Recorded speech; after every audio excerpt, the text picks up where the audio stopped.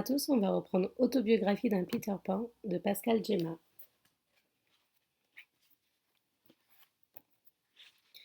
En janvier 2000, Jean tirait sa révérence, qu'il repose en paix. Qu'il repose en paix, pardon. Il fait partie des personnages de ma vie. C'était également en 1985 que je faisais l'une des plus importantes rencontres de ma vie. À la suite de la parution dans un hebdomadaire gratuit d'une petite annonce concernant des revues de cinéma, j'appelais un vieux monsieur qui me donnait rendez-vous chez lui, dans une impasse à Romans. Je suis arrivée devant une vieille maison située dans un quartier résidentiel. Le vieux monsieur m'a ouvert le portail. Il était vêtu d'une blouse bleue de travail qui recouvrait une chemise et une cravate de couleur vive. Il m'a montré tout de suite dans sa cave le lot de vieilles revues proposées à la vente pour 250 francs. Le paquet m'intéressait, mais je n'avais pas d'argent sur moi. Le monsieur s'est présenté. Hubert Revol, né à Romans en mai 1903. Passionné très tôt par le journalisme et le cinéma, il a collaboré depuis 1919 à l'écriture d'articles au service d'une centaine de revues, magazines et journaux. Professionnellement, il avait travaillé de 1921 à 1963 à la banque La Société Marseillaise de Crédit dans le centre-ville de Romans. Nous avons très vite sympathisé. J'étais émerveillée par les connaissances cinématographiques de ce monsieur, et je lui faisais part de mon admiration pour ce cinéma révolu qu'il connaissait bien. Moins cinéphile que moi, Hubert s'intéressait beaucoup au domaine de l'économie dans les productions du 7e art. Évidemment, je n'ai pas manqué de lui évoquer mon chouchou Mac Linder et de lui demander comment il avait ressenti son décès en 1925. Il m'avait dit: Nous sommes restés hébétés à l'époque. Nous étions surpris par ce suicide. Je suis restée quelque temps sans voir Hubert Revol, mais en 1987, chez mes parents à Chambois, j'ai reçu un beau matin un coup de fil avec au bout une voix reconnaissable. Allô, pourriez-vous passer me voir à Romans? J'aimerais vous proposer quelque chose. Sans me poser des questions, je me suis rendue immédiatement chez ce sympathique retraité qui m'a reçu cette fois-ci dans son bureau pour me faire part d'un projet de voyage. Il m'a expliqué longuement, documents à l'appui, la préparation d'un séjour en Espagne programmé pour une quinzaine de jours. Lui qui avait été un voyageur Lui qui avait été un voyageur solitaire depuis le départ de sa femme en 1982, il m'avouait qu'il ne souhaitait pas partir seul aussi longtemps, dans une contrée aussi éloignée. En somme, il n'achetait pas l'amitié, mais il me demandait de lui rendre service. Tout m'était payé. Sans réfléchir longuement, j'ai accepté volontiers son offre, bien que gênée par les conditions. Mon billet de train était réglé, ainsi que mes nuitées dans les différents hôtels sélectionnés. Hubert avait tout réservé par téléphone. À cette époque, je venais de terminer mon service militaire et j'avais achevé dans la foulée un contrat de travail pour la ville de Bourg-de-Péage, effectué au sein de la piscine municipale. Libre, je suis partie accompagner Hubert Revol qui m'a permis de découvrir d'autres paysages, une autre culture européenne. Nous sommes donc partis en Espagne en cette rentrée 1987, mais nous avons passé une première nuit à Perpignan, où en arrivant j'ai admiré le plafond de la gare peint par Dali. Plus tard, je devais apprendre que ce plafond avait été peint en 1982 par un disciple du maître Salvador Dali. Hubert avait minutieusement tout réglé comme du papier à musique, tracé du voyage ainsi que les prévisions budgétaires. Le soir, Hubert ne mangeait pas et se couchait sans rien avaler. C'était son brevet de longue vie. Mais il gardait pour moi un petit billet ou deux pour me permettre d'aller dîner tardivement dans le restaurant espagnol de mon choix. Bref, c'était un beau rêve que je vivais aux côtés de ce vieil homme qui se dévoilait jour après jour en m'évoquant sa longue existence. Il m'a parlé de ses parents qui vivaient place de la Pavigne à Romans, dans une maison toujours existante, de son travail à la banque et de sa passion pour les questions financières qu'il traitait dans de nombreux articles de presse. Hubert n'a pas seulement collaboré à de multiples revues de cinéma, il a été aussi un excellent spécialiste des questions économiques, au point que des journaux étrangers, dont certains titres en Suisse, l'ont souvent sollicité pour écrire des papiers intéressants sur la monnaie et les questions économiques du moment. Je n'ai pas tardé à lui avouer que j'étais nulle dans le domaine de l'économie, comme pour les mathématiques. Naturellement, je préférais converser sur le 7e art avec Hubert. Il avait tant d'anecdotes à me transmettre. Il me parlait aussi des gens qui avaient compté dans sa longue existence, le souvenir de sa femme Valérie, née Berthe, en 1902, dans une famille de Perrin, revenait parfois au fil de nos conversations. Cette dame, que je n'ai malheureusement pas connue, avait géré une mercerie à Oulin, dans la banlieue lyonnaise. Mais les parents d'Hubert n'étaient pas favorables à cette union, et Hubert a attendu le départ de ces derniers pour s'unir avec sa bien-aimée en 1951. Tous deux ont vécu une belle complicité jusqu'à la fin du mois de décembre 1982, quand Valérie est décédée subitement au domicile romanais de l'Impasse Blain. Cette maison construite pendant la Seconde Guerre mondiale était chargée en histoire et Hubert m'avait raconté nombre d'anecdotes, dont la visite des soldats américains venus libérer Romans durant l'été 44. Ils sont entrés dans la cuisine et ils m'ont mis en route le poste de TSF. Ils ont écouté en silence les nouvelles du front. Finalement, puis, ils nous ont regardés en disant Good, good, bon, bon. Autre anecdote, liée à l'activité journalistique de mon ami, en 1935, le comique Fernandel est venu faire un tour de chant à Romans-sur-Isère. Convié à venir déjeuner avec la vedette par Henri Roux, le propriétaire des cinémas romanais Hubert m'avait raconté. Nous avons déjeuné dans le restaurant péageois des Demoiselles Hénard. Je ne me souviens plus précisément de la conversation que nous avons eue avec Fernandel. Il m'a parlé d'un metteur en scène qui lui causait des soucis à l'époque. Pendant le repas, nous avons vu de nombreuses figures de quindames agglutinées sur la vitrine de l'établissement. À un moment, Fernandel a lancé Et tous ces gens qui me regardent, ça me gêne un peu. Hubert aimait sa maison avec son vieux bureau, sur lequel une machine à écrire trônait en permanence. Il y avait aussi cette maison rustique avec cette cuisine mystique. Ah, je vais y arriver, pardon. Il y avait aussi cette cuisine rustique avec un placard mural apte à contenir une réserve de dizaines de boîtes de conserve. Ce vieil escalier qui montait aux chambres lui donnait une allure de vieux décor d'un film fantastique. Par ailleurs, il n'y avait pas de mur isolé, pas de chauffage digne de ce nom, sinon que des vieux appareils de chauffage fonctionnant grâce à des vieilles prises électriques dans un autre temps. Je me souviens encore des étincelles produites par un vieil appareil. Bonsoir Thaïs, merci pour les likes, c'est gentil. Alors fabriqué dans les années 50. Je me demande comment nous n'avons pas eu d'incendie. Je suis désolée. Quant à la salle à manger, celle-ci ne recevait plus personne, mais les meubles étaient remplis de vieux souvenirs. De nombreux ustensiles de cuisine, vraiment conservés dans leur jus, mais soigneusement rangés. Il y avait un grand choix de vaisselle et de vieux verres à vin ou à champagne. Il y avait aussi un placard mural dans la salle à manger, dans lequel Hubert se vantait de montrer son unique collection, soit une bonne soixantaine de bouteilles de boissons fort alcoolisées, liqueurs, eau-de-vie, etc., venues de nombreux pays européens, qui faisaient son petit bonheur. Hubert me lançait souvent en levant son petit verre. Il faut toujours un peu d'alcool après le repas.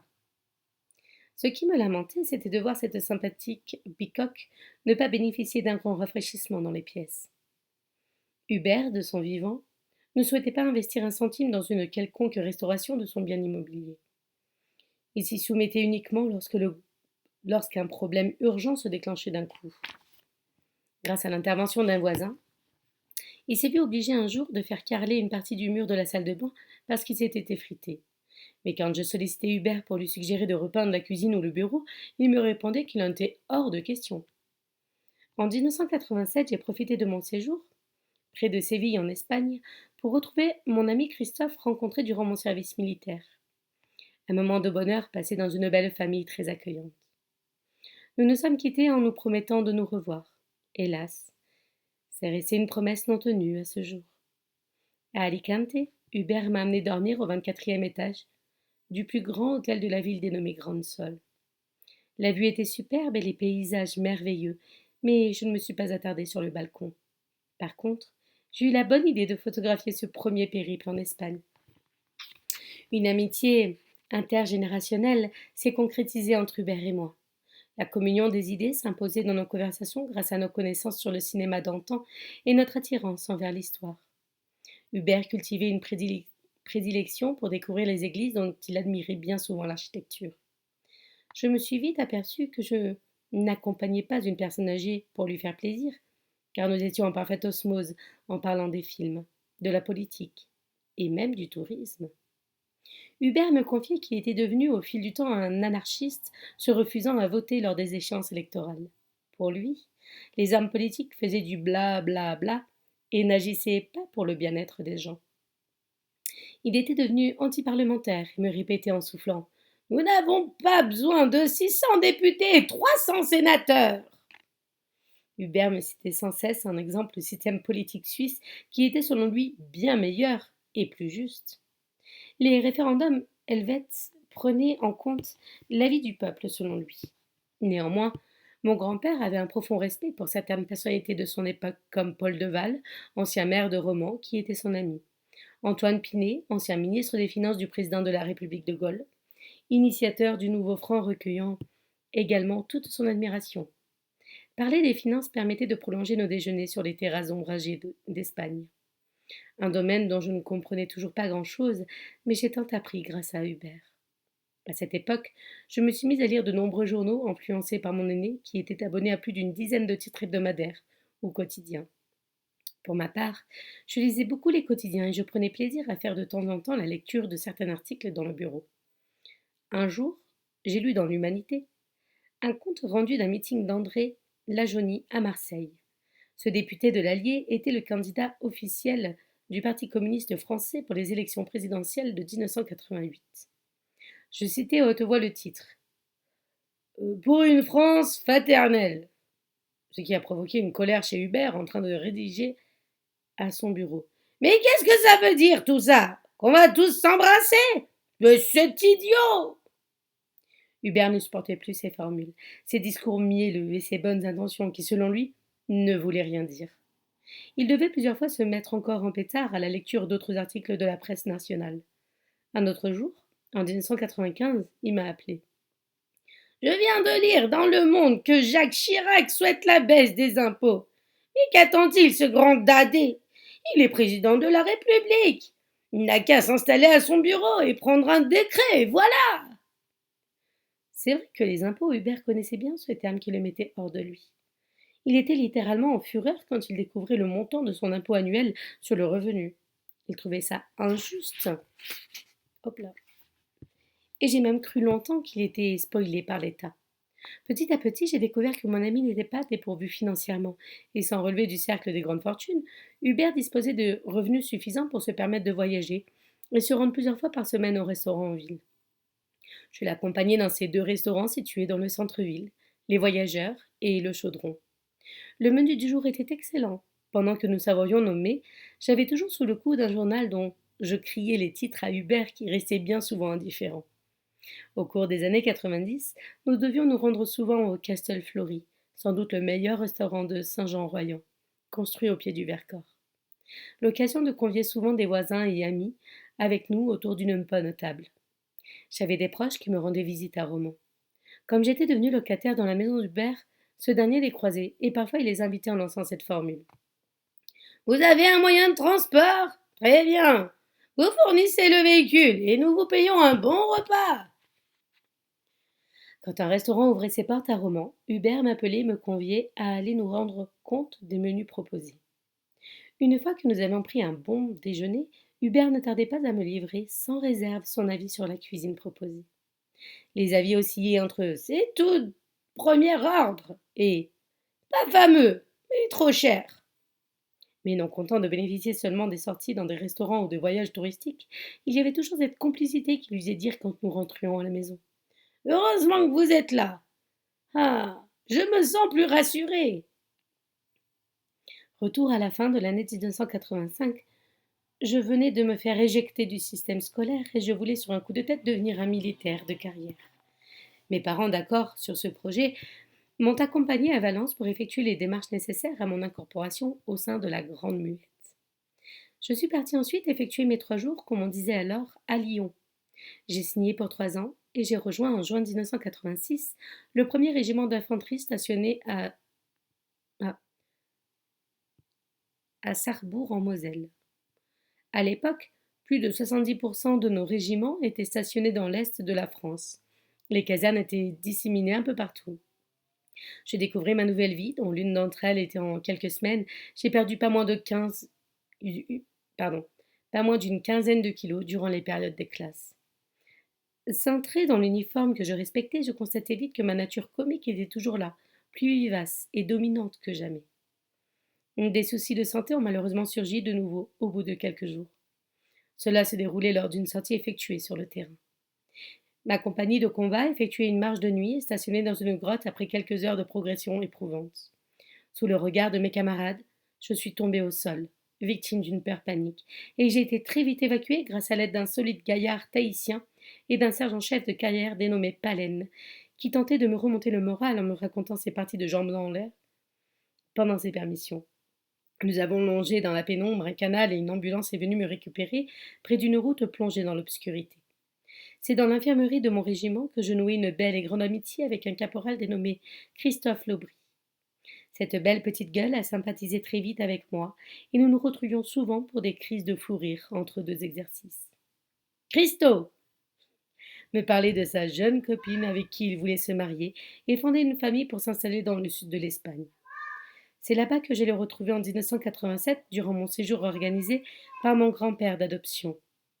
Un beau jour, je me suis levée et j'ai pris une décision mûrement réfléchie durant mon sommeil, casser mon contrat avec l'armée pour me retrouver troufion comme tout le monde pendant un an.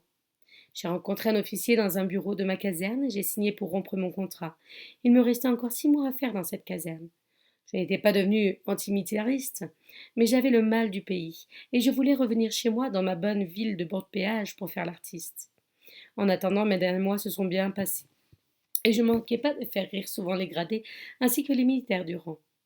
Vers la fin de mon temps militaire, nous sommes partis pour les grandes manœuvres dans les départements de la Marne et de la Seine-et-Marne. Dans le convoi de ma compagnie, j'étais affectée à assurer une merveilleuse fonction, surveiller les provisions stockées dans un camion de campagne.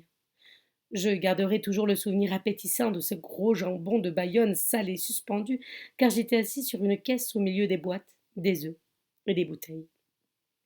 À Provins, nous nous sommes arrêtés pour passer la nuit et j'ai été immobilisée par l'état-major pour aller faire les omelettes en cuisine dans une salle des fêtes. Une grande tablée d'officiers et sous-officiers m'attendait dans un brouhaha complet. Au bout d'un moment, un caporal-chef est venu me rendre visite pour voir ce que je cuisinais sous les fourneaux. Ébahi, les yeux écarquillés, il a très vite constaté que j'avais loupé la première omelette collée au fond de la poêle. Sans hésiter, le sous-off m'a poussé pour reprendre la main tout en m'ordonnant d'aller voir les gradés attablés. Me voyant débouler, le capitaine m'a interpellé. Hé, Gemma! Venez nous imiter Fernandel! J'ai joué quelque chose, le type gêné, mais d'un coup, je me suis mise à chanter Ignace avec la voix de Fernandel, ce qui a immédiatement provoqué des éclats de rire. J'ai enchaîné avec une imitation de Bourvil, suivie par quelques autres qui ont franchement détendu l'atmosphère. Finalement, les omelettes cuites sont arrivées à point, sous les félicitations de la tablée. À la caserne, j'avais le privilège de dormir à l'étage d'un bâtiment excentré des autres dans lequel les chambres réunissaient une quinzaine de soldats dans chacune d'entre elles. Nous étions seulement 3 dans ma piole. Au rez-de-chaussée, il y avait l'accueil de ma compagnie assuré par l'adjudant Noiret, un vieux de la vieille qui aimait bien boire sa petite bière locale et fumer ses gauloises bleues. L'adjudant-chef Lélie exerçait son autorité en préservant une certaine humanité sur ses subalternes. Tous les jours, nous effectuions des corvées diverses. Je travaillais dans les services espaces verts de la CCAS, dénomination de ma compagnie. Nous avions le renfort d'un civil qu'on appelait Charlie, autorisé à œuvrer sur le site. Un type qui avait une voix douce et un adorable accent du pays que je prenais plaisir à entendre. Un de mes collègues, qui dormait dans ma chambre, se foutait gentiment de sa gueule en lui rigolant au nez alors que ce Charlie était une crème de mec. J'ai réussi à tirer quelques photos lors de mon temps militaire, dont une prise aux côtés de ce brave Charlie. Ce service militaire en Lorraine est demeuré archivé dans ma mémoire comme un excellent moment de mon existence. Je recevais régulièrement du courrier de mes parents ainsi que de ma mamie Blanche de Chambois. J'ai sauvegardé toutes ces lettres par la suite dans un gros carton, mais j'ai du mal à les lire aujourd'hui. Les mots et les phrases simples de mes parents me pressent sur le cœur, et mes larmes ne tardent pas à couler. Maman prenait la plume pour me donner des nouvelles banales mais touchantes de notre quartier de Chambois. J'annonçais mon retour pour fin mai 1987. J'avais accompli un an de service. Prenant les devants, ne souhaitant pas me voir inactif en rentrant du régiment, mes parents ont sollicité la mairie de Bourg-de-Péage pour savoir si je pouvais bénéficier d'un emploi provisoire. En mai, je prenais définitivement congé de la caserne du quartier Rabier, de mes camarades et de mes supérieurs. J'étais dans le bureau de l'adjudant-chef Lélie, aux côtés de l'adjudant Noiret, pour faire mes adieux. L'adjudant-chef m'a lancé un avertissement. Gemma, faites attention, la vie civile c'est la jungle. Ça ne fait pas de quartier. Bon courage à vous. Peine perdue. Ce bon conseil me passait d'une oreille à une autre en 2 secondes. J'allais avoir 20 ans, et je ne me rendais toujours pas compte de la réalité impitoyable de l'existence. Que pouvait-il m'arriver? Toutes ces mises en garde, je ne les considérais nullement comme sérieuses. Puis encore, j'en rigolais. Bourg-de-Péage, en juin 1987, c'était une cité conviviale qui frôlait les 10 000 habitants gérés par une équipe de droite conduite par l'imposant Henri Durand. Depuis 1953, cet ancien entrepreneur du monde de la chapellerie était constamment réélu à la mairie dès le premier tour du scrutin. Il était également conseiller général du canton depuis 1949. Je retrouvais mes habitudes dans ma ferme de Chambois qui me manquait plus que tout. Embauché par la ville sous contrat, je commençais donc à travailler en juin à la piscine municipale, placée sous la direction de Chantal et Jean-Luc Darlet, salariés de la municipalité. J'étais d'abord affectée à l'accueil des baigneurs en donnant les paniers de rangement des vêtements, mais mon chef s'est vite aperçu que je baragouinais pas trop mal l'anglais et l'allemand. Il décidait de me faire monter à l'étage pour pratiquer un autre accueil, celui des campeurs, car la ville possédait à l'époque un camping. Celui-ci sera fermé plus tard avec l'élection de la nouvelle équipe municipale en 1995, unie derrière Didier Guillaume. En effet, ce camping improvisé sur la pelouse d'un terrain d'un stade sportif n'était plus du tout aux normes, mais cet espace a rendu service durant des années aux élèves du collège situé à côté de la piscine municipale. Tous les soirs, vers 1930, tous les soirs, vers 19h30, je me retrouvais ensuite en bas de l'établissement où je travaillais succédant à la sympathique caissière Janine.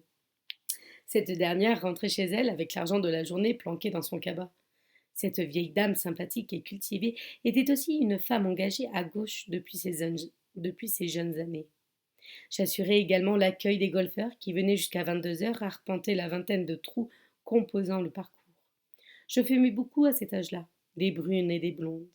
J'achetais en particulier les Craven A, sans filtre, la marque préférée de Jean Gabin.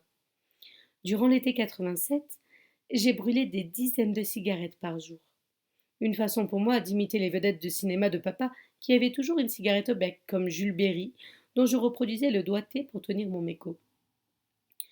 Toujours cette inconscience, cette folie, cette démesure qui me caractérisait. Découvrant ma nature comique et désinvolte, mes patrons profitaient de ma présence pour me faire marcher et souvent me retenaient pour exiger des démonstrations de mes imitations sur leur terrasse en effectuant des numéros devant eux, parfois en présence de leurs invités. Je terminais tous les soirs à 22h et je faisais des heures supplémentaires sur la terrasse de la piscine. En fait, je servais de souffre-douleur pour mes responsables qui aimaient me taquiner en toutes circonstances. Mais comme dit le proverbe, qui aime bien châtie bien. J'allais me retrouver embauchée là-bas durant chaque saison, de 1988 à 1994. Chaque année, les mois de juin, juillet et d'août étaient bloqués pour moi au service de la piscine municipale. Certes, je jouais un peu au bouffon, mais je travaillais bien à la disposition du couple Darlet qui m'appréciait. Certains soirs, Chantal et Jean-Luc, avec leurs enfants, étaient de sortie, mais il y avait toujours un membre de leur famille qui demeurait chez eux, ce qui me permettait de rendre les clés à la fin de mon service. Certains soirs, quand les discussions étaient sérieuses chez les Darlet installés sur la terrasse, je n'étais pas retenue et je ne traînais pas pour dévaler les escaliers. Que dire de la fréquentation de la piscine de Bourg-de-Péage dans ces années-là? Certains jours de juillet et d'août, plus de 800 personnes fréquentaient les 2 bassins principaux. En soirée, je me posais tranquille avec mon casse-croûte quand tout le monde était parti, assis devant ma caisse dominée d'un petit hublot par lequel l'air frais estival du soir venait me caresser agréablement le visage. Les premières années, le camping affichait complet tous les soirs. J'ai créé des liens avec certains vacanciers qui étaient souvent des fidèles clients. Il y avait notamment une autre Janine avec son conjoint Rainer, un citoyen allemand qui ne décrochait pas un mot de français, mais il savait me faire apprécier la bonne bière d'Outre-Rhin. Je profitais lors de certaines soirées pour travailler mes rudiments d'allemand et je progressais grâce à eux. Que de rencontres enrichissantes avec ces campeurs venus de tous les horizons. Au début des années 90, je sympathisais avec une bande de joyeux drills venus de Pologne, une demi-douzaine d'étudiants qui étaient capables en soirée de boire une cinquantaine de canettes de bière française. Je les ai invités plus d'une fois chez Hubert pour lever le coude. Ses amis polonais cherchaient du travail dans les exploitations fruitières et j'ai aidé dans ses démarches une jeune étudiante dont le prénom en français était Edwige. J'ai amené l'étudiante plusieurs fois sur mon deux roues dans la campagne du canton de Bourg-de-Péage, mais sans succès. Aucune exploitation ne la voulait. Mais Edwige a réussi à me faire battre mon cœur et nous avons connu un flirt passager, mais passionné. En pleine campagne, sur les hauteurs du village de Barbière, nous étions dans un pré, blottis l'un contre l'autre, sans en dire un mot. La chute de notre relation, que je croyais sentimentale, a été digne d'un petit film comique. Nous venions de nous embrasser tendrement dans un bois, et devinant mes intentions, Edwige m'a lancé doucement en anglais. Je ne pourrai pas avec toi car tu es trop gros. Retour à la piscine municipale, où j'ai rencontré au fil des ans une galerie de personnages malheureusement tous disparus. J'en citerai deux. Le premier, c'était le boxeur, un retraité qui nous rendait visite en vélo pour boire sa bière en terrasse. Un gars affublé d'une casquette de marin qui était maigre comme un coucou, nerveux au possible, dont la spécialité était lors d'une conversation de donner des petits coups avec ses doigts sur la poitrine de son interlocuteur, ce qui ne faisait pas toujours du bien. Il y avait aussi le rondouillard Guy, un péageois qui avait été routier autrefois et s'était retrouvé sur ses vieux jours à surveiller le public sur notre fameuse terrasse. Il racontait les histoires de sa vie, y compris les plus intimes, sans omettre le moindre détail. J'ai changé de domicile à la fin de l'année 1987, en décembre.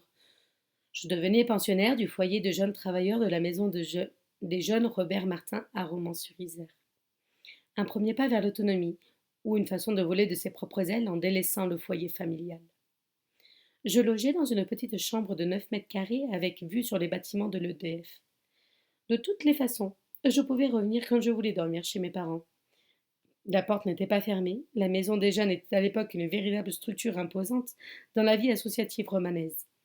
Ses salariés étaient nombreux et de nombreuses activités étaient proposées sur ces murs. La MJC gérait aussi un self qui était tous les jours rempli d'un public divers, composé de travailleurs, de jeunes gens, de militants associatifs. La MJC était fortement imprégnée d'un engagement orienté à gauche, ce qui s'expliquait parfaitement en raison des valeurs véhiculées par l'équipe municipale romanaise installée à la mairie depuis 1977. Le 28 avril 1988, en plein second tour de l'élection présidentielle, j'étais seule dans la salle de projection de la MJC, au premier étage de la villa. J'aimais me projeter à un film vidéo, car j'ai eu le privilège de lancer dans cet endroit, durant quelque temps, des soirées ciné-club ouvertes à tous. Mais ce 28 avril, je n'ai pas eu le temps de voir un film, car j'ai entendu un vacarme dans les escaliers. Les militants et élus du PS venaient investir la salle pour regarder sur grand écran le débat Chirac-Mitterrand. Figé au premier rang, je ne disais pas un mot, écoutant les réactions intempestives de ces femmes et hommes bien ancrés dans leurs convictions. Et rires, sifflets et applaudissements étaient de mise. Évidemment, cette assistance avait choisi son champion en la personne du président sortant candidat pour un deuxième mandat. Le candidat Chirac était moqué à chacune de ses prises de parole. Plus calme, Étienne Jean Lapassa, le maire de Romans, était assis parmi ses camarades. Je me rappelle de l'une de ses interventions, lorsque Jacques Chirac évoquait l'immigration clandestine. Monsieur Lapassa faisait derrière moi. Aïe aïe aïe aïe aïe. Le premier magistrat devait décéder 2 ans plus tard, victime d'une courte maladie. La villa était un lieu bien fréquenté. Il y avait un bar qui servait un excellent café sous la responsabilité de Madame Savel.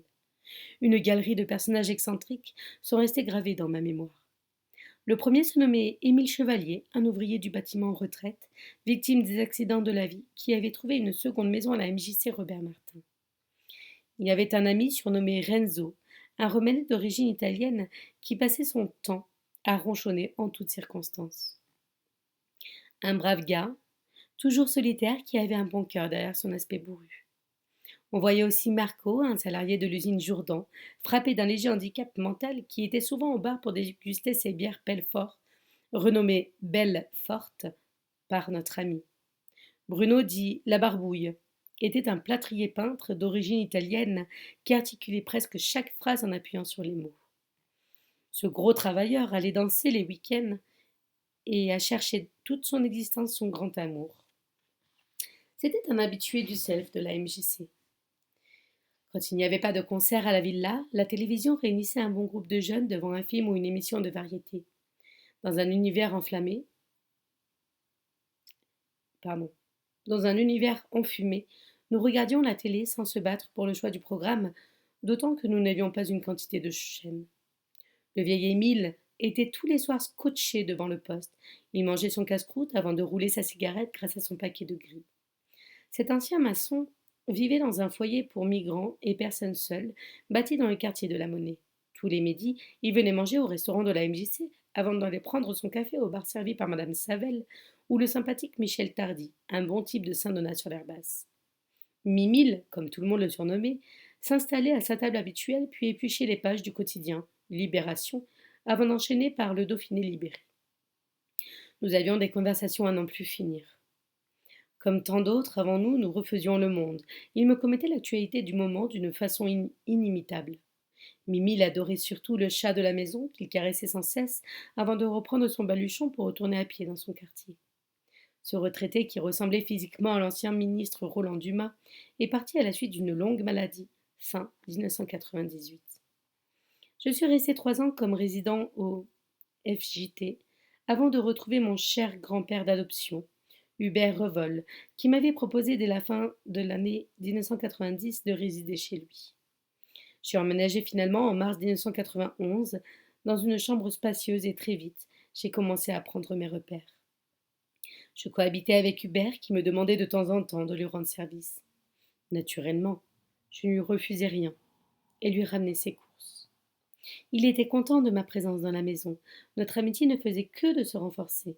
J'ai aussi fait connaissance avec le voisinage. Les Clément étaient sur notre droite dans l'impasse Blain. Des ouvriers retraités qui vivaient dans une petite maison chauffée au bois. Le père Clément avait des convictions communistes chevillées au corps, mais j'évitais à l'époque de parler politique car j'avais toutes les chances de prendre la porte. En effet, Georges était intransigeant et ne voulait pas dialoguer avec des personnes porteuses de certaines valeurs qui auraient heurté par exemple la laïcité. Sur la gauche, Madame Deschamps était une vieille dame sortie d'un autre temps qui s'exprimait fortement avec une voix qui portait dans son jardin. Grosse fumeuse, elle a vécu néanmoins jusqu'à un âge avancé. La solitude frappe souvent les personnes âgées qui n'ont pas toujours les moyens ou même l'envie de faire cohabiter des colocataires chez eux. Ce grand amoureux de la Suisse qu'était Hubert me laissait parfois seul, souvent durant quelques jours pour se rendre en voyage dans les cantons helvétiques. Au fil du temps, je me suis permis d'occuper la salle à manger de la maison en organisant des repas conviviaux, de sorte que j'ai pu inviter des camarades autour d'une bonne table. 1988, c'est l'année de mes 20 ans, que j'ai fêté en compagnie de mes meilleurs amis et mes parents dans un bon restaurant de campagne situé à Marche, un charmant petit village perché sur une colline. J'étais toujours gai et désinvolte, mais professionnellement, je me cherchais toujours. Quand mes parents me demandaient ce que je comptais faire, je leur répondais que ma passion de la scène allait bientôt se concrétiser, car je voulais devenir imitateur. J'écrivais un spectacle basé sur mes meilleures imitations, des parodies de chansons, dont certaines puisées dans le répertoire des grands aînés, Thierry Leluron, Yves Lecoq, Patrick Sébastien. Je ne me lassais pas de découvrir leurs spectacles en visionnant des quantités de cassettes vidéo, et je répétais mes premières grimaces vocales devant la glace de mon armoire. En fin d'année, je tentais mes premiers essais devant le public. À Prapoutel, station de ski dans l'Isère, j'ai fait rire mes premiers spectateurs, puis en décembre, j'ai joué dans un petit restaurant de la rue Palestro à Romans-sur-Isère. Je profitais de l'occasion pour me faire filmer par un ami qui collectionnait les projecteurs de cinématographes anciens. Il y avait un peu de public dans ce restaurant où j'ai déclenché la rigolade en imitant notamment Guy Béard, Bourvil ou Fernandel. C'étaient des imitations fétiches pour moi. Je me régalais de les faire. Je décidai de frapper un grand coup au printemps 1989 en organisant moi-même un événement dans ma bonne ville de Bourg-de-Péage. J'ai loué le centre Jean Cocteau pour le 15 mars 1989, 5 jours après mon anniversaire. Fixer l'entrée à 20 francs pour chaque personne qui viendrait découvrir le talent de Pascal imitateur. Avec des petites affichettes réalisées grâce au service de l'imprimerie de la Maison des Jeunes Robert Martin à Romans, collées sur les panneaux d'information des deux villes, plusieurs invitations distribuées. Je suis parvenue à réunir ce soir-là près de 200 personnes assises sagement qui attendaient de voir ce que j'allais donner sur scène. Je demandais à Denis, mon meilleur ami, et conscrit de gérer les entrées en tenant la caisse. Un peu stressée, je me suis lancée au début de soirée devant l'assistance en espérant leur en donner pour leur argent avec 1 heure et demie de show. Un grand nombre de proches étaient là. Les principaux journaux locaux ont publié des articles que j'ai soigneusement conservés dans mes dossiers. Petit Péageois deviendra grand. Titré La correspondante Pascal Vermez dans le Dauphiné libéré du 17 mars 1989. La future responsable de la communication pour la ville de Romans m'a interviewé et assisté au spectacle, ce qui lui a fait écrire ceci. Seul, face à son public, il semble légèrement crispé. Très vite, cependant, il se retrouve entouré par une foule de personnages familiers. Difficile de ne pas les reconnaître. La voix, les gestes, on s'y croirait. Plus souvent caricaturé qu'imité, Jean-Marie Le Pen est aussi très réussi, de même que Devos, Louis de Funès, Galabru et d'autres encore. Saisit l'intonation, très étudiée les mimiques, les textes, par contre, manque un peu de punch et d'acidité, et la justesse dans l'interprétation des chansons laisse un peu à désirer. Mais ne perdons pas de vue qu'il en est assez cassé les buts. Il a dans sa manche de nombreux atouts et devrait rapidement percer, à condition bien sûr de travailler et travailler encore. Bonne chance à celui qui fera peut-être d'ici peu la fierté de tous les péageois en s'octroyant le titre de prince de l'imitation. Le regretté Jean-Luc Blanc, rédacteur en chef de L'Impartial, me dédiait une page dans son hebdo en date du 25 mars 1989, titrée ainsi: Bien frais le pastiche, début prometteur pour Pascal, un jeune imitateur péageois. Sous 3 photos légendées, l'excellent journaliste écrivait: Il a la rondeur d'André Lamy, la verve de Patrick Sébastien, le sens de la métamorphose d'Yves Lecoq, mais il ne les a... Imite pas! Pascal est tout jeune péageois qui subissait mercredi soir sur la scène du centre Cocteau son véritable baptême du feu et aiguise en revanche son goût pour le détournement. Sur une multitude de personnages célèbres, satire dans tous les sens. Des hommes politiques, têtes de turcs dociles, aux vedettes du showbiz en passant par les géants du 7e art, ou les stars du petit écran. Ce jeune homme plutôt irrévérencieux, enfin se paie la tête de la quasi-totalité de nos contemporains les plus célèbres, pimentant généreusement la sauce à laquelle il les dévore. Et Blanc concluait: Présence scénique étonnante, aptitude vocale non moins convaincante, sens de l'improvisation, Pascal a de toute évidence l'étoffe d'un talentueux imitateur, même si ses enchaînements et certains de ses plagiats gagneraient à se muscler. Enfin, l'hebdomadaire valentinois Peuple Libre détaillait mes exploits. Dans plus de 20 scénettes, il s'attaque à toutes les imitations possibles, en chantant, en récitant des monologues de sa composition. Les grossettes politiques, Mitterrand, Chirac, sont fortement caricaturées. Les chanteurs, Tino Rossi, Trenet, Fernandel Becco, trouvent dans sa bouche un répertoire amusant. Les vedettes du cinéma, De Funès, Galabru, ainsi que Devos et Gainsbourg revivent pour le plus grand plaisir du public avec des bons mots comme seul l'art culinaire nourrit son âme. Pascal s'est attaqué à forte partie. Il semble se disperser en de multiples imitations. Bonne chance à Pascal, le soutien de ses compatriotes lui est acquis. Dans cette année-là, je me suis mise à collecter tous les articles qui me concernaient de près ou de loin. Au hasard encore aujourd'hui, je retrouve ces documents soigneusement rangés dans mes pochettes. En septembre 1989, la revue municipale Roman Mag publiait 2 photos de ma bouille de Genot, avec 2 colonnes de texte. Pascal est à la fois sûr de lui, réaliste et modeste. Il s'est découvert des dons d'imitateur à l'école, où il amusait les professeurs, puis à l'armée, où chacun en prenait pour son grade. Son premier spectacle s'est déroulé devant 200 personnes à Pont-de-Péage. Depuis, il travaille beaucoup. J'écoute sur des disques les personnes que je vais imiter, je visionne des cassettes, je m'enregistre. Son but est de faire carrière artistique, de vivre de ses dons. Il écrit lui-même les textes de ses sketchs, de ses chansons, cherche des accessoires, court après des salles de spectacle, colle ses affiches publicitaires et gagne son pain dans une agence intérimaire. Après ce succès remporté devant mes compatriotes de la rive gauche, je devais me produire en avril 1989 devant les Romanais, dans la salle Jean Villard. J'étais toujours soutenue et encouragée par une presse dithyrambique, présente le soir du 7 avril. Le Dauphiné libéré était de retour sous la plume de Pascal Vernez, qui estimait quelques jours plus tard: Du travail, encore, mais quel talent! La journaliste soulignait d'abord: Premier essai, le foyer culturel Jean Cocteau, il y a de cela quelques semaines. Beaucoup de monde, de bonnes critiques. Il décide de récidiver et c'est le test de la salle Jean Villard à Romans. Mais les dates sont trop rapprochées. Peu connu encore, il n'attire pas les foules. Lui tout seul sur une grande scène, c'est plus que risqué. Il donnera quand même le meilleur de lui-même. On commence par étouffer un rire, puis l'on éclate littéralement. Mais si doué qu'il soit, il lui faudra encore beaucoup travailler. Ces textes en particulier, c'est le seul moyen de percer. Cette année, en 1989, après ces deux événements artistiques, grâce à ces articles, j'étais sollicitée à droite et à gauche et j'enchaînais les dates dans le cadre de manifestations locales, comme des fêtes au village, des galas associatifs. Je me sentais pousser des ailes. Je me disais que je me formais sur le tas en entendant de multiplier le nombre de mes prestations dans d'autres départements tout en rêvant de Paris. Je faisais filmer mes spectacles pour les envoyer à plusieurs endroits. Je devais même contacter, grâce à une cassette vidéo, l'incontournable Patrick Sébastien qui occupait déjà notre petit écran. Pas de retour. Mais au mois de juin 1989, totalement inconsciemment, je subissais un premier échec local en louant la salle des Cévennes dans le parc des Expos de Valence. Je faisais tandem avec le jeune Patrick Romet, un chanteur très jeune au répertoire original et varié, doté d'un beau physique. Le 2 juin, alors que nous investissions les lieux avec la sono, j'ai vite compris très vite que le public n'allait pas être au rendez-vous.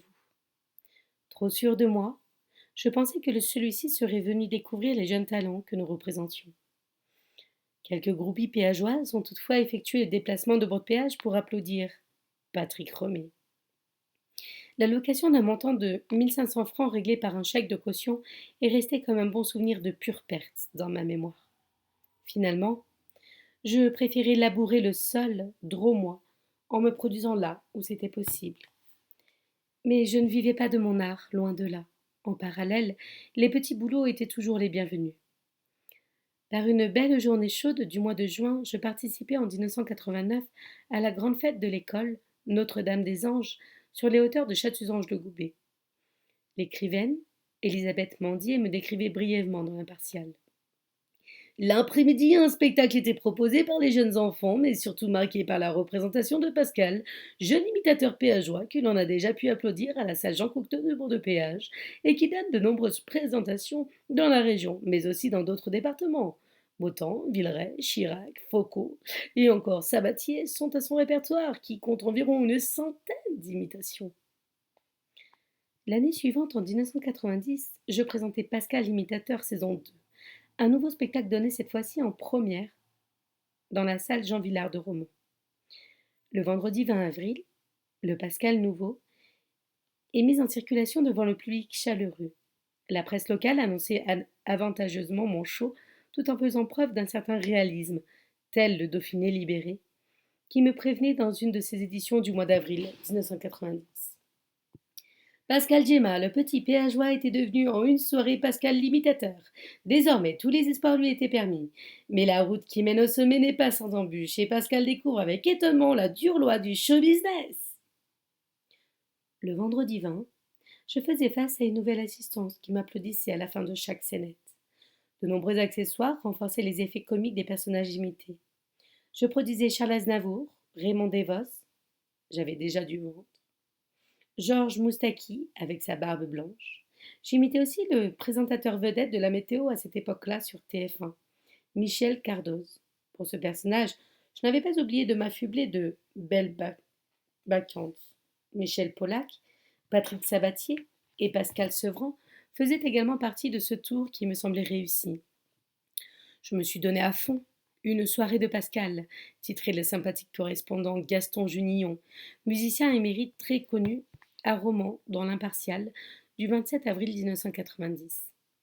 Seul en scène, donc sans décor, hormis un pupitre sur lequel Pascal s'appuie quelquefois, et qui pourrait lui permettre de lire rapidement une aide-mémoire, mais Il n'y traite pas. Rien de méchant d'ailleurs, et aucune grossièreté de mauvais goût. À noter aussi la voix très juste pour les chansons bien accompagnées. Le Dauphiné libéré livrait son constat le 22 avril 90. Son répertoire s'est allergie. Pardon, une, une allergie. C'est l'inverse. Hein. Son répertoire s'est élargi, avec dans une seule soirée près d'une cinquantaine d'imitations de caricatures et parfois même de caricatures d'imitation. Après un an de silence, Pascal nous est revenu vendredi dernier avec un tout nouveau spectacle, plus construit, plus incisif, même si les enchaînements laissent du temps en temps à désirer. Qui sait si la gloire ne l'attend pas au tournant? Pour notre part, nous avons passé une excellente soirée. Je terminais les années 89-90 avec une série de spectacles donnés dans le cadre de fêtes de fin d'année, comme l'arbre de Noël du football club de Goubet. L'occasion de tester mon imitation de Jacques Martin dans une école des fans revue et visitée au bénéfice des enfants de la commune rurale. Cette imitation a été travaillée grâce à une fusion vocale que j'avais opérée d'après les imitations de Laurent Gérard et Yves Lecoq. J'ai participé aussi à la kermesse en faveur du refuge des animaux des Berreaux à Romans, où notre quotidien local me décrivait en septembre 1990 de sympathiques imitateurs péageois. Je m'improvisais parfois, présentateur de soirées et d'événements, mais dans l'ensemble, le nombre de mes prestations situées en dehors de la Drôme demeurait faible. Pour clore cette première partie, je vais évoquer mon parcours politique dont je me serais bien passé. J'avais dit que je ne cacherais rien, parole tenue. D'emblée, pour ma défense, je cite le grand historien Alain Decaux, qui affirmait dans une de ses émissions télévisées: il faut être extrémiste quand on a 18 ou 20 ans. C'est exactement ce que j'étais à cette époque-là. Enfin, pas un extrémiste de la pire espèce frayant avec les pires thèses politiques. Je me qualifiais plutôt comme un patriote qui croyait à la bonne cause alors que je n'avais rien à faire dans un parti politique. Quelles étaient mes idées? Tout jeune, je me sentais conservateur dans l'âme, mais je me cherchais au milieu de toutes ces idées conservatrices. La tête pétée que j'étais ne se rendait pas compte encore de la portée de propos excessifs ou d'excès de langage. J'avais même tendance à en rire. J'ai des immatures pour me définir clairement. Dans les années 80, un homme politique émergeait sur la scène politique française, Jean-Marie Le Pen. Le tribut au passé sulfureux était incontestablement une vraie bête de scène, maniant le verbe d'une façon exceptionnelle, un baroudeur cultivé qui ne laissait personne indifférent. Il clivait la société, mais son influence croissait au fur et à mesure que celle-ci connaissait de plus en plus la crise économique. Mon éducation politique était plutôt nulle, mais je décidai de frayer avec la seule formation politique qui suscitait alors un grand rejet dans la société française. Au lieu de m'orienter vers les loisirs et la culture,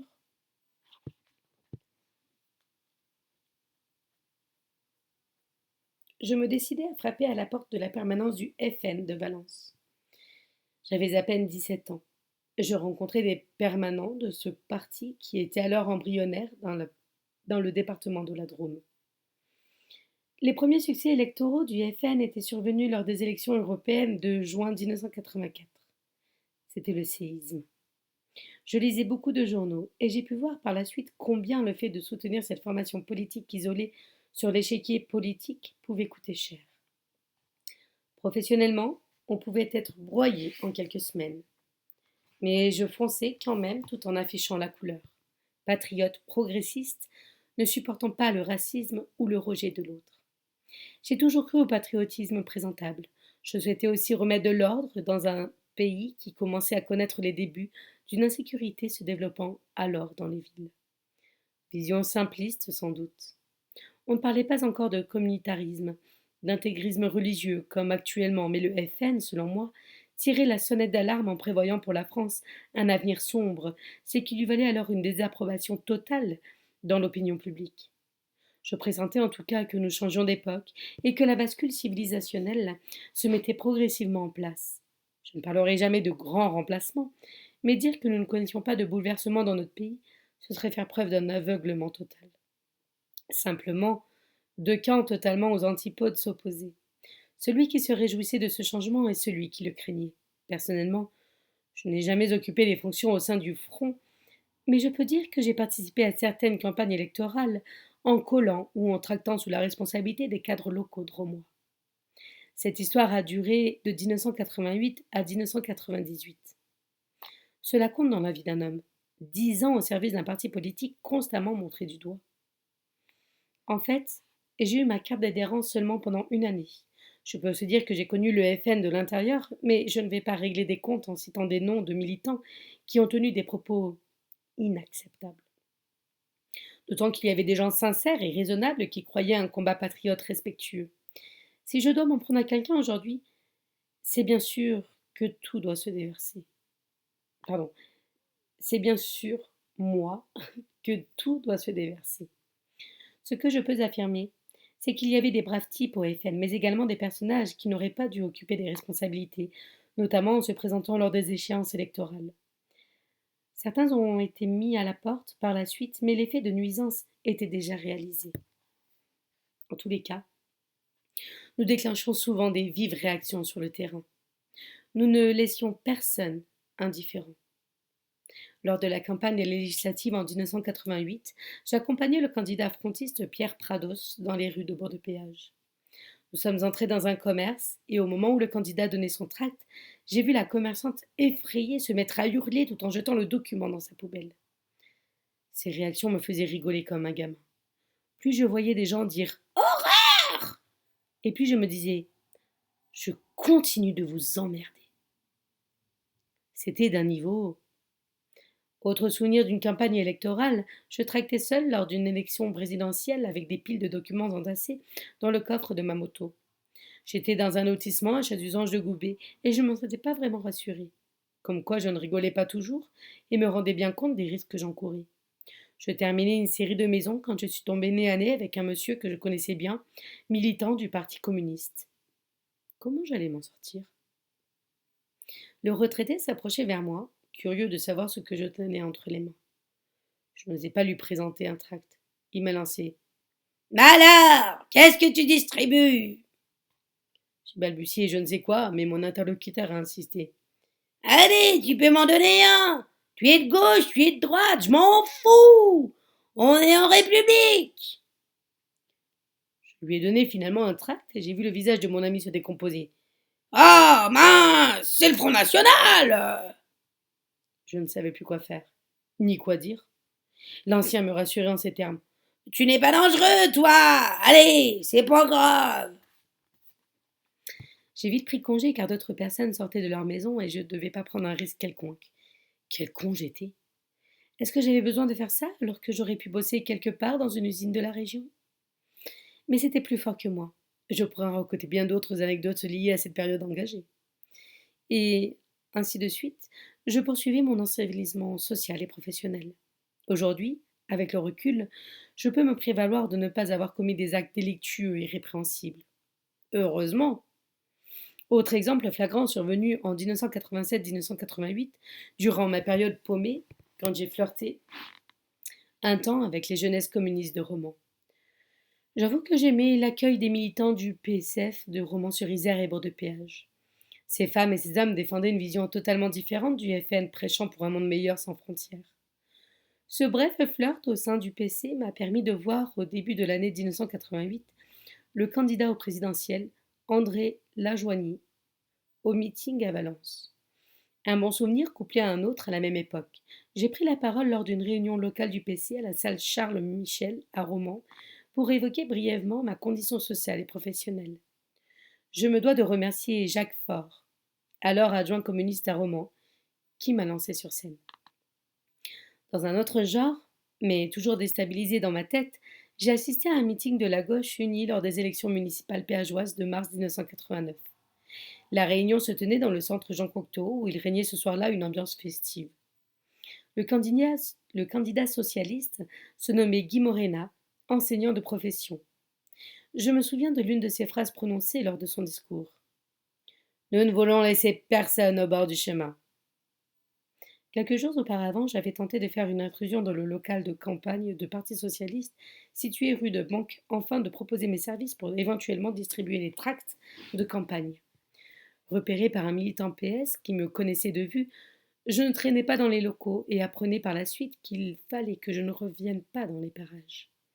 Avant de réintégrer ma famille politique, je suis allée poursuivre mon infidélité en prenant une carte au RPR, Rassemblement pour la République, en 1992. Cette année-là, le département de la Drôme passait à droite, et j'étais curieux d'en savoir plus sur cette tendance politique qui avait le vent en poupe derrière son mentor et futur président de la personne de Jacques Chirac. J'en profitais pour animer quelques spectacles au sein du parti gaulliste, ce qui ne faisait pas le bonheur de tout le monde. En effet, après avoir fait les premières parties des meetings de Jacques Toubon et Alain Juppé, venus dans la Drôme, respectivement à Créa et Valence, je devais prendre une sortie en tentant de faire celle de la réunion publique valentinoise de Philippe Séguin. Un vieux militant gaulliste valentinois est venu me signifier que ce n'était pas la peine d'entrer sur la scène du parc des Expos de Valence. J'avais compris et j'ai fait demi-tour. Mais les choses étaient claires au milieu des années 90. C'était toujours la galère absolue. Impossible de percer. Heureusement que mes parents étaient là, puis j'étais logée chez Hubert, mon grand-père d'adoption, pour pas faire le tout. Et j'ai signé pour figurer en 19e position sur la liste municipale FN conduite à Bourg-de-Péage par Joël Cheval. Les élections municipales se déroulaient en juin 1995 et c'était la première fois que la formation Les Pénistes se présentait au suffrage des péageois. Henri Durand, 76 ans, maire sortant, et réélu sans cesse depuis 1953, était en difficulté face à l'opposition de gauche, d'autant que la figure montante de la vie politique péageoise se nommait Didier Guillaume, jeune agent du Trésor public âgé de 36 ans, membre du PS. Avec son équipe composée principalement de militants socialistes et associatifs appuyés par quelques communistes, ce dernier a labouré le terrain municipal avec efficacité. Finalement, la liste FN a fait 17% et entra en négociation avec la liste de droite conduite par le maire sortant. Mais au dernier moment, certains membres de la liste Durand ont fait capoter l'accord de la liste commune qui allait être déposé. Finalement, les trois listes se sont donc maintenues pour le second tour. Didier Guillaume triomphait en recueillant 54% des voix dans une triangulaire. Un soir, après les élections, j'ai vu débarquer en trombe mon frère aîné qui est venu clamer sa colère dans la cuisine de ma maison romanaise. Il tenait dans ses mains le tract de la liste sur lesquels j'avais figuré. T'es un France saucisson, j'en veux pas. D'autres personnes m'ont fait part de leur réprobation. Certains appuyaient leurs propos en me mettant en garde. Tu finiras par ne plus pouvoir bosser dans le secteur. Pascal, un bon collègue socialiste, a interpellé un jour les responsables du FN en ville. Arrêtez avec Gemma, faites pas coller ou tracter, il va être grillé dans le coin. Avec le temps, la réflexion mûrissait en moi. Est-ce que je devais continuer à jouer le provocateur sans envergure?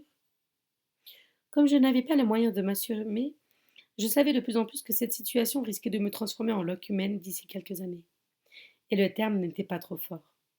Alors que l'équipe de Didier Guillaume investissait la mairie, je me suis rendue à nouveau dans la permanence PS péageoise pour quémander le maintien de mon contrat de travail et la piscine municipale signée sous l'ancienne municipalité. Je suis tombée directement sur le grand Didier Guillaume qui ne m'a rien promis, mais m'a regardé fixement. Nous voulons rassembler les péageois dans notre projet municipal. Le message était passé. Je savais bien que je ne pouvais rien obtenir. Finalement, je ne suis pas allée travailler à la piscine municipale, mais je me suis retrouvée dans la dernière fois employée communale derrière le camion qui effectuait la collecte des ordures ménagères. J'ai bossé avec ce brave Mimi Fourel, un paysan qui avait reçu des consignes fermes de la part d'un adjoint qui ne m'aimait pas beaucoup. Allez, fais bosser l'autre là. À cette époque-là, j'étais définitivement estampillée FN une fois pour toutes. Si je souhaitais l'oublier, on se chargeait souvent de me le rappeler. Parfois, on m'évitait dans la rue tout simplement. Mais je sentais bien que j'étais blessée au plus profond de moi-même. Toutes ces attitudes de rejet, à la longue, je ne pouvais pas les endosser, les supporter davantage. Je déjeunais un beau jour dans le restaurant de la maison des jeunes d'un roman.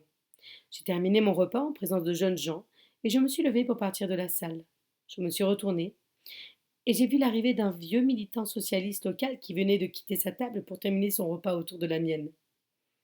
Une exclusion en suscite une autre, me disait un autre militant de gauche qui avait un pignon sur rue dans ma ville. Une saine réflexion commençait à germer dans mon esprit.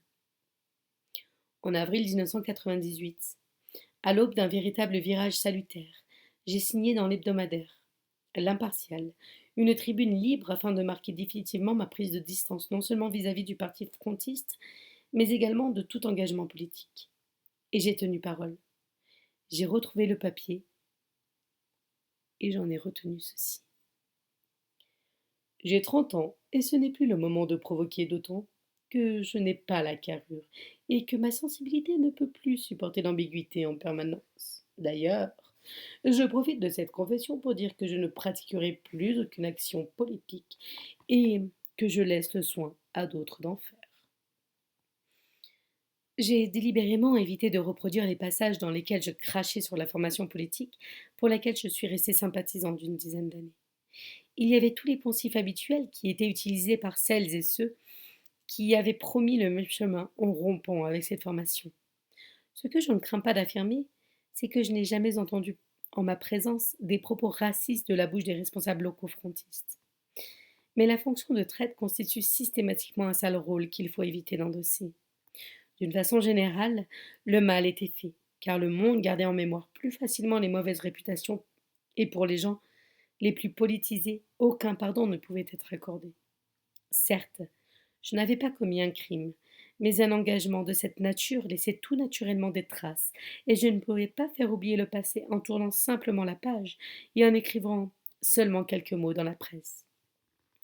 Le fait de m'être retiré de toute implication en politique me permettait quand même de me libérer de tout carcan idéologique totalement inutile et étouffant.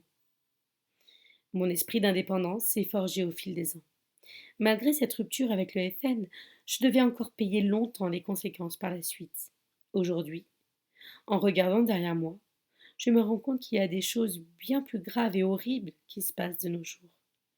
La violence et la barbarie étaient encore à la marge de ces années 90. Je n'ai pas été associée à des affrontements physiques, même si j'ai le souvenir d'un collage d'affichage qui a failli virer au drame en pleine journée. De ces années-là, je n'oublierai jamais ces militants de droite et de gauche qui avaient des références De ces années-là, je n'oublierai jamais ces militants de droite et de gauche qui avaient des références littéraires et idéologiques puisées dans de nombreux ouvrages. Même au sein du FN, les membres lisaient beaucoup. Des gens qui croyaient encore massivement à la politique. Mais j'ai surtout trop souffert de voir trop de gens ne plus m'adresser la parole pour des désaccords politiques. Mourir pour des idées, chanter Brassens, ce qui est tout à fait vrai quand la partie ou le pays sont en danger. Mais mourir pour des discussions où les divergences, est-ce bien utile? Cela étant dit, j'ai toujours eu l'esprit civique et le vote devrait être, selon moi, obligatoire. Mais il est vrai que la bêtise n'a pas de bord particulier. Dans les rues de Bourg-de-Péage, j'ai vu une ex-conseillère municipale de droite refuser d'entrer dans un commerce tenu par des socialistes. Le contraire existe aussi et c'est affligeant. C'est sûr que je me serais bien passé de ce temps durant lequel je faisais le zouave avec un balai à colle ou des tracts dans les bras. J'aurais dû laisser tout tomber, mais je n'avais pas compris. Du moins, j'ai compris. Trop tard.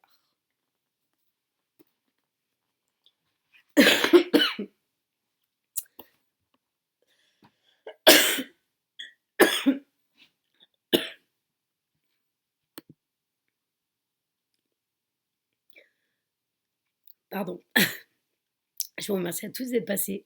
On se retrouve très vite pour la suite. Bonne soirée, bisous bisous.